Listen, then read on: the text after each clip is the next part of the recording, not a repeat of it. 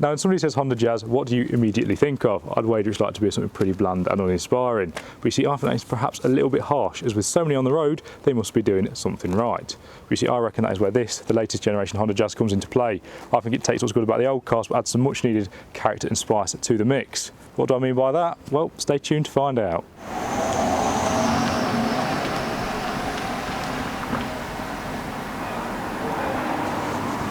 So to begin with, I just thought I'd give you a bit of an overview of the all-new Honda Jazz. So it's available in one of 4 trim levels and prices start at around £19,000. Now what I'm going to do is I'm going to put the prices and the trim levels on screen now. I think they're called grades in Honda speak. As you can probably tell by looking at this example here, this is not a base spec car. And that's because it isn't. This is a top spec Crosstar EX model, and it is said to be aimed at those with a slightly more adventurous lifestyle. And I reckon that is a bit of a hint that Honda are perhaps aiming this model specifically at a slightly younger demographic than the Jazz has perhaps become famous for. Now we'll go into the specifics of the Crosstar model shortly, but for the time being I did just want to mention that at £23,500, some of which is admittedly down to this rather nice blue paint, this car could be considered quite expensive for a super mini. And to be fair, that comment could be said about all models of the Jazz. However, it is worth noting that compared to other cars in its class, all Jazz models in the UK do come with a rather trick hybrid setup as standard across the range. And that means that it is up against the likes of the new Toyota Yaris, which actually comes in at a slightly higher price. So what exactly is the Honda Jazz Crosstar? Well, as I've already hinted at, this is the more lifestyle / adventurous Honda Jazz, and you can tell that pretty obviously from the outside because it is covered in plastic cladding all the way around. I mean, come on, it is 2020. For a car to be a tall lifestyle, it obviously needs to be covered in plastic. Now moving around the front, you have a slightly different grille on this model as well. Then coming down the side, you have 16-inch alloy wheels. I do like those, and the Crosstar model does sit 30mm higher than the standard Honda Jazz. Coming down the side, you'll notice this car also has a 2-tone paint option, and it also has roof rails to finish off the exterior too. Going on to the inside of the car, it has an 8-speaker stereo system, and I will admit it is quite punchy, although it does seem a little bit over the top for a Honda Jazz, but if you like your music, it is a nice system to have. To finish off inside, you do then have some water resistant seats, although I'm not entirely sure how many surfers are going to buy a Jazz, but they're in there if you need them. Overall then, you do get quite a lot when you step up to the Crosstar model, however I am not convinced it is all that necessary really. One thing I will just quickly admit though is that I don't really mind how this car looks, and I was perhaps a little bit harsh about it in the last clip, but I do like the rugged mini MPV vibes it gives off. Anyway, what do I mean when I say it isn't all that necessary to step up to this car? Well, I feel this Crosstar model just kind of ruins some of the simplicity that is there in the base spec cars, and I think that is a shame. You see, the base spec cars are designed with a Japanese philosophy in mind, and I'll put that on screen now so I don't ruin the pronunciation. But basically it means they are designed with the theory of finding beauty in everyday items in mind, and I quite like that because I think whilst the normal car is quite simple to look at, there is beauty in that simplicity, and it is quite a pure looking thing. I think one thing we can all agree on though, ignoring this sort of Crosstar versus the normal model sort of argument, is that this generation Honda Jazz looks a million times better than those that have come before it. They do that though while sort of maintaining some of those signature Jazz elements from before, and that is always a bonus. And this mixture of improved styling while still maintaining signature Jazz elements is an example of what I was referring to in my intro. Now, one case of this Jazz heritage is evident in the back of the car with those signature magic seats that fold up to give you a very usable space. As you can see though, with them folded back down, rear occupants have plenty of room, and Jake here is 6'4" for reference. Now moving around to the boot, you'll find 298 litres of space in the Crosstar model, although it is worth noting that the normal cars have slightly more space at 304 litres. The biggest takeaway from the boot though is just how low the floor is, and that makes getting things in and out an absolute doddle, and you'll also be glad to know that getting in and out of any of the seats is also extremely easy due to their height. So sitting in the front of the Jazz then, what are your first impressions? Well, initially you're kind of amazed by the visibility you've got in here. There is a good view out, and in this generation these are thinner than in the previous generation Jazz, and that just helps with the visibility even more. As we come into the cabin, my first impressions were just how premium and how well built it all feels in here, and that was a pleasant surprise to be honest. I wasn't expecting it to feel as nice as it does. All your touch points, so your nice 2-spoke steering wheel here, infotainment screen, and all your dials, they're just nice in the hand in a way that I wasn't expecting. Next up, storage. Again, you can't help but notice it because there is absolutely shed loads on offer. You've got 2 glove boxes, you've got big door bins, plenty of space down the middle, and you've even got cup holders up here, which I think are quite handy to have. Something else I want to mention, is this fabric they've put across the middle of the dash. I quite like that. People who've sat in the car haven't been such a fan, but I like it. It gives the car some more character, which goes back to my intro, and to me it helps break up what would otherwise be a big amount of plastic in here. Moving on to the tech then, and as with the storage, there is absolutely plenty on offer in the Jazz, and as I've kind of hinted at already, it is mostly controlled by this screen here in the middle of the dash. Now, I'm happy to report that in contrast to the older Honda systems, which I've seen reports of being pretty slow and clunky to use, this one is a breath of fresh air, and it just works as you'd expect. You sort of just use it like a smartphone, and it does what you think it would do. So you press navigation, that loads up, and there you go. And yeah, I'm a big fan of that. Always been really critical though, I do think it does lack some resolution, especially if there's a white background. I mean, I'm probably not going to be able to demonstrate it very well now, but if there's a white background you can see the pixels, which is a bit of a shame, but that is me being very picky. I should just point out, by the way, this screen is available on all models bar the very bottom spec car, and all models with the screen do come with Android Auto and Apple CarPlay as standard, and that is a nice addition to see. Anyway, moving across from there, and I've got a digital driver's display in front of me, and I really like it, to be honest with you. It's not the biggest in the world, and it isn't the fanciest in the world, but I quite like that because I think it strikes a perfect blend between being futuristic and cool, but then showing you the information that you need. I think some of the more fancy systems can be a little bit overwhelming, and this doesn't have that issue. So on it, you've got the top half always displays your speedo, and the second half you can kind of configure to show you bits and pieces that you want. So you can have nav information, you can have sort of your trip information, and you can also have things like the car's battery, and it's showing you where the energy is going to and from the battery, which is quite nice. Yeah, overall I'm very impressed with the new Jazz up here. Like I say, my overall impression is just how premium it feels, and that, like I say, was a pleasant surprise and is a good thing to be able to say about a car. One other thing I do want to touch on quickly before I end this segment is just how comfortable these seats are. Last week I did over 3 hours on the motorway and I got out with no aches or pains to speak of, and again, that is always something nice to be able to say about a car. Right, at this point I should probably also give the enhanced Honda Sensing suite of technology a shout. Now this is basically Honda speak for a suite of active and passive safety tech that the Jazz has, and it includes things like a collision mitigation braking system, adaptive cruise control, lane keep assist and traffic sign recognition. Right, onto the powertrain. As hinted at earlier, all models of the new Jazz come with a new hybrid setup. It consists of 2 electric motors, a lithium-ion battery and a 1.5 litre petrol engine. The system has a maximum output of 107 horsepower and 253 Nm of torque.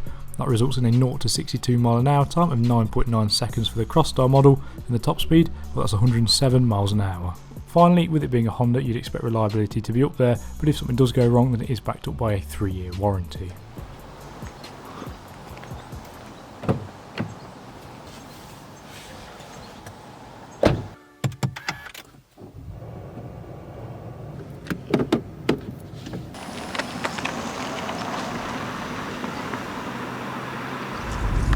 So to start off this driving impressions part of the video, a first thought I'd take is to where the Honda Jazz is most impressive, and that is in your sort of around town situations and when the speed is kept below, say, 50 miles an hour. Now, the reason it's so impressive at these speeds is because this car is surprisingly and really impressively refined at these speeds. I honestly wasn't expecting a Jazz to drive quite like this. At the moment we're driving along in EV mode at 30 miles an hour, the petrol engine's doing nothing, and like I say, I'm just blown away by how nice it is to drive in these situations. In EV mode, this car gives you the impression that you are in an EV basically. Obviously it doesn't have the punch in the back that a full EV car does because it doesn't have the power, but it's still very impressive, and I have found it'll cruise up to about 40 to 50 miles an hour in EV mode alone. A lot of the time when the hybrid mode engages, it's so that the engine can charge the battery, because obviously this car doesn't have the biggest battery in the world as it is a hybrid. So a lot of the time the hybrid mode will come on to just put some juice in the battery, and then the car will move along in EV mode once again. Yeah, I'm very impressed by the system, and another obvious benefit of it is that you do see some good MPG figures around town. So without even trying, I saw 65 MPG, which I was very impressed with. I don't doubt you could do better if you're driving with a very light foot. Now this is going to be another example of just how easy this car is to drive. So we're in EV mode here, coming to a stop, then thanks to the brake hold function, I can now, when I've stopped, take my foot off the brake. The car's held on the brake alone. I haven't got to do anything, just got to wait for these lights to change, and I can pull away under electric power alone. And again, it just feels like the future. Here we go, so they're changing, pulling off, here we go. The battery's just doing it for us. No petrol engine involved whatsoever. Here we go, EV mode still. That's up to 20 miles an hour. Oh, there's another set of lights. Trying to think what lane I want here, because I can't actually remember. I probably want to go over. We're still in EV mode though. Let's see what we do now. Pulling off again. Still under battery power. I'm going to try and change lanes. Oh, and there you go. Without even noticing, the hybrid mode has activated. and now some more juice is being put back into the battery. Yeah, I'm really impressed with this car around town. Like I say, it's just effortless. And finally, I do just want to say that this car is nicely comfortable. These seats are lovely, and the suspension is nicely soft and compliant. The only real niggle is that when you do go over bumps and there is a bit of an imperfection in the road, it does kind of shake through the cabin sometimes. There's a bit of a thud, and that kind of ruins the refinement. But yeah, on the whole, my impression driving this thing around is that it feels much nicer than it has any right to. That EV mode in this hybrid powertrain worked really well with the Jazz. I am really impressed.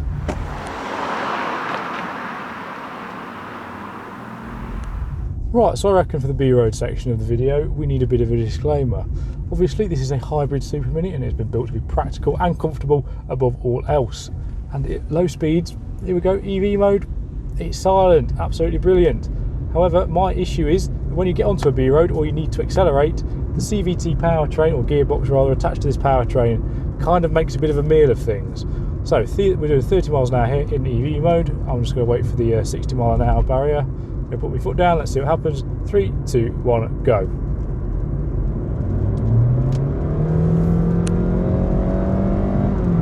Yeah. So first of all, you could see that there was quite a delay there between me putting my foot down and anything happening. Second of all, there's a whole lot of noise from the engine and it just sounds unnatural and not particularly relaxed. Yeah, it kind of is at odds to the refined nature this car has when it's at lower speeds. One thing I will say though is that when you do use sort of 3/4 throttle opposed to full throttle, because there I just went straight to the floor, it does respond a lot nicer, it's a bit more predictable, and it doesn't sort of whine quite so much as it does when you're on full throttle. I am aware I am being a little bit picky. This car isn't built for this, and most people probably aren't going to go maximum attack mode all that often, but I just thought it was worth pointing out. Once you're up to speed though, it does regain its composure, so we're at 55 miles an hour now, and yeah, it's refined again. There's not a whole load of noise coming from under the bonnet. There's obviously some tyre roar because of the rain now and the rain hitting the windscreen, but yeah, it does all right. Around the corners, yeah, again, it's fine. I don't really think there's anything to write home about, but then there wouldn't be. It's a small Super Mini, like I've said, it's not built to go around corners, but the roll isn't excessive and it does feel rather composed. The steering is also nicely weighted as well. Yeah, it's just a bit of a shame really, because it's so refined around town. You kind of want it to be all the time, but unfortunately it just isn't. I think it's a reasonable payoff. If you spend most of your time at slower speeds, it's a compromise worth paying, I imagine. It's just a shame because around town it's so quiet and relaxed. Right, to the motorway.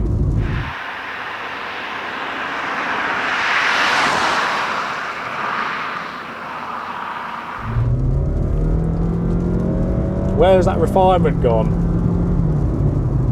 Yeah, so we're up to 60 pretty quickly because the 0 to 60 is 9.5 seconds, so it does get up there quite well. But the refinement, when you put your boot in it, just isn't there. I think this car makes its own problem. It's so refined at lower speeds that when you do need to use the throttle a bit more, but you do hear that engine whining and the CVT transmission just being a CVT transmission, it just can't live up to the sort of hype it sets itself at its lower speeds.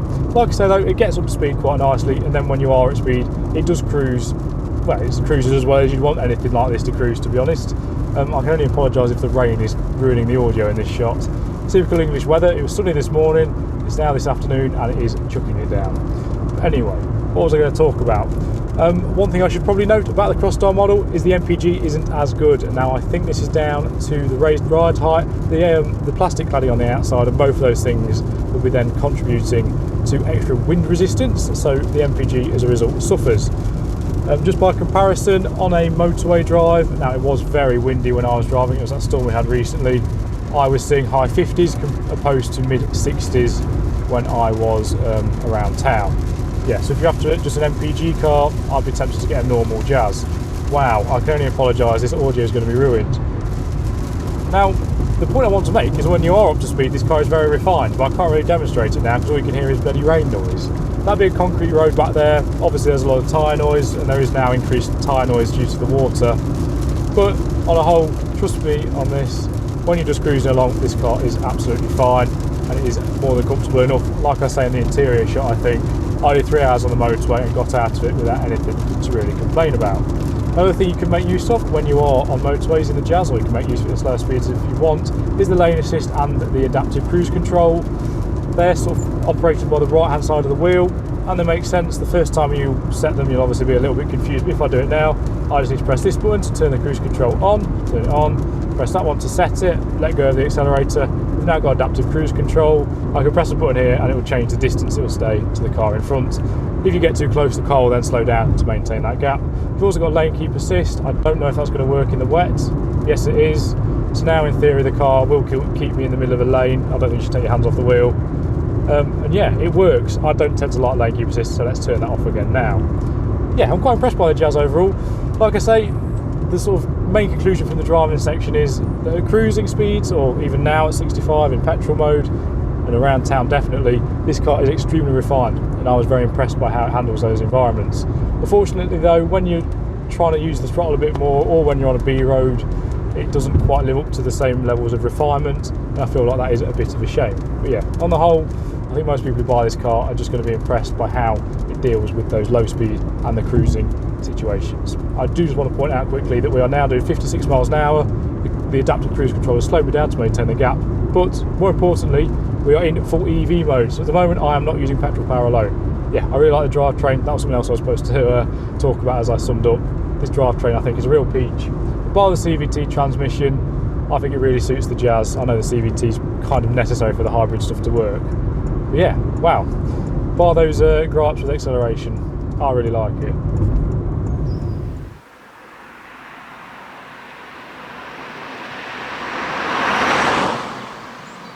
So how do I conclude this video? Well, from my time with the all-new Honda Jazz, I've got two big takeaways. Firstly, I was impressed by how premium it feels on the inside, and secondly, I was majorly impressed by how this thing drives around at normal speeds. I just was amazed at how refined it feels. So would I recommend one? Definitely. I wouldn't, however, recommend this model. Instead, I'd suggest saving a few quid and stepping down to the EX or the SR model, as I feel they come with all the same benefits that this car has, but like I say, you'll just be saving some money. Yeah, I've been Blee. Thank you for watching. Please remember to like, comment and subscribe, and I'll see you in the next video.